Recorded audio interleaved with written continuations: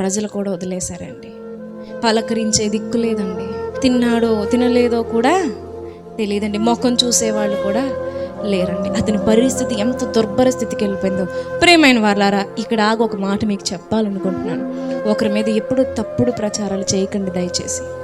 ఎవరి మీద తప్పుడు ప్రచారాలు చేయకండి దయచేసి. తప్పు చేసిన వాడే తప్పు చేశామంటే ఒప్పుకోడు. అసూయ చేతనో కక్ష చేతనో ఎలా అన్నా వాళ్ళ కుటుంబాల పరువు తీయాలని లేడిపోని మాటలు ఎవరి మీద చెప్పకండి. వాళ్ళు ఉసురు పోసుకుంటారు. నిజంగా చెప్తాను, వారి కన్నీళ్లు మీకు ఉరిగా మారిపోతాయి. జాగ్రత్త.